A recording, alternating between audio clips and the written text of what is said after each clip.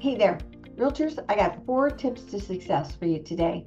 Really good ones. I was on a seminar, 3-hour luxury seminar today to really level up skills being a luxury agent. I am a luxury waterfront specialist, and it's funny because I was at a seminar yesterday that was all about the waterfront locally, and I learned a bunch of things that I thought I already knew.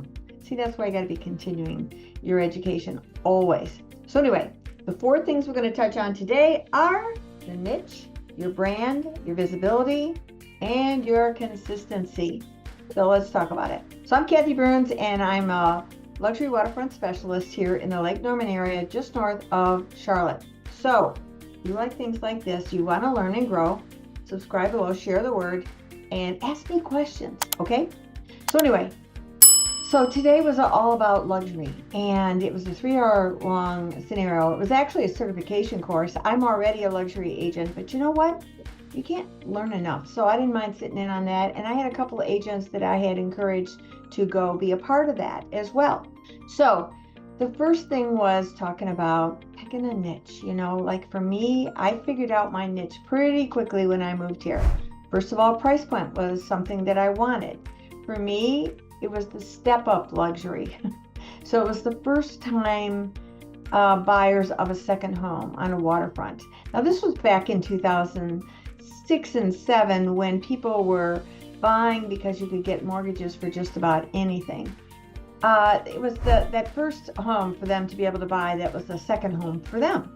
And that was my target market. Also, I was from Michigan, and the land of the Great Lakes, Thousand Lakes, and I was used to the water. When I moved here to North Carolina, it's a man-made lake, very different, lots of rules too. And I thought I had to figure out what was going to be my niche. What would be my niche that I could target in on the right price point that I want? Back then, that price point was like $400 to $900 for a second home on the water. I wish that was still the price point, but it's far from it. It's like $1 million to maybe $1.5 million.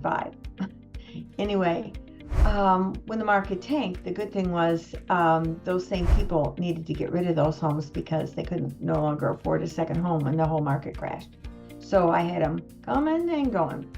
Anyway, the point was I picked my niche because I wanted a certain price point. I had some experience.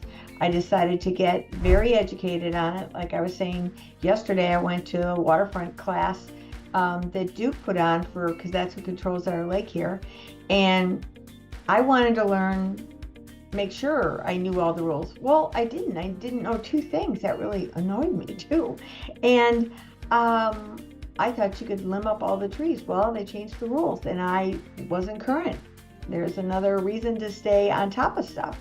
So I was glad I went to that class so that I knew that rule. And for me, the niche was a limited audience that I could target market, which I did. And I think that's very important for you to figure out, like, what would be your niche? And I see so many agents running around just doing any possible house that they can get, not being, like a professional in any one area. And I think that that's a mistake, personally. I mean, can you make money that way? Of course. But are you going to burn yourself out? You bet you are. It's so much easier to have a niche, like I said, become a specialist, become known for it. Because the second thing that I was telling you about is your brand. Now, I am known as a waterfront specialist in the area. Now, I started that about my own self, saying I'm a waterfront specialist because I did study it. I knew it way better than many, many, many agents because they didn't study it. They just got a listing and they would just go do a waterfront and then figure it out as they went along. No, that does not work. And first of all, you want to be a professional in your field, don't you? I wanted to be known as not only a waterfront specialist, but somebody who really was a specialist, right? So I made my brand that way. All my marketing was the same. Everything that I did was about Lake Norman. That was my whole theme. That's what I wanted to be known as. That's what I always talked about. My videos were based on Lake Norman. My lives were based on Lake Norman.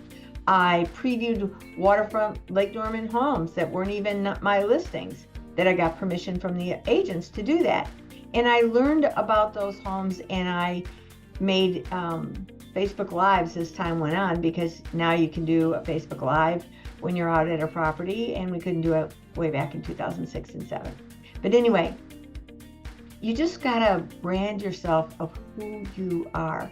It's very important, and that comes with colors, it comes with your logo, all those things, and you can change those from time to time as long as the theme stays the same. Like you're not changing the game. You're still the waterfront specialist. Yes, you're going to change things, but if you change it on all your social media, change it on everything that you do.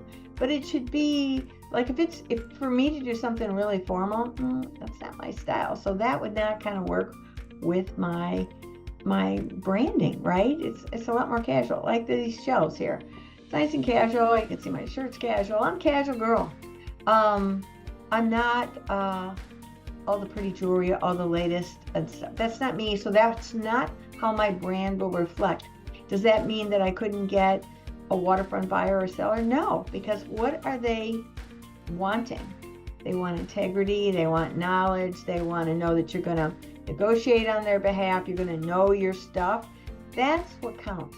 Now, I'm not pulling up in sandals and beat up shirt or something. Do you know what I mean? I'm still going to be respectful. Not that I'm saying I don't come in shorts and sandals to clients that I have built a friendship with over the years, and we're just buddies when we go looking. Yeah, that is exactly how I roll, and you can judge me if you want, but that's how I roll, and it's worked for me. So the next thing is visibility. Boy, oh boy, I am known in my area because I'm on social media like a maniac. I'm on here all the time. I reuse different tools. Like, for example, this video, I'll take the transcript from this video. I'll go to ChatGPT and I'll have it transcribed into a blog, and that blog will go on my website. And blogs are not as common as they used to be. I mean, there was a period of time when you could do them, but do I want that extra little piece? Yeah, it takes minutes to do that, minutes. And I have a VA who helps me with that now. I figured out how to do it, and then I asked her to follow the process, but she's sharp as she can be, so she just took over and made it all happen. Now, I also do that as an article on LinkedIn, and it links back to this individual video, just like this. It also links back to the channel, and it links back to a business strategy call with me, because that is exactly my personal motivation for doing these videos. I am reaching out to a very particular audience, and that audience is the 40 plus agents who are been in the business either brand new or they're struggling and they don't know tech and they need help in their business. That's my agenda. I am with eXp Realty. If those people are business builders and they say, boy, I'd like to work with you, Kathy. I'd like to partner up with you. Maybe you and I could, really level up our businesses. I'm interested in that person. That is the goal of my channel, actually. But along the way, I'm educating, I'm teaching, I'm empowering lots of people that have no interest in partnering with me or coming to eXp. And you know what? That's okay, because I actually love this stuff. So anyway, but if you are, that whole link takes you back to a business strategy call where we could talk. So that's how I leverage, that's how I make myself visible, by reusing that. Now we take those same videos, we put them on TikTok, we break them up into Reels.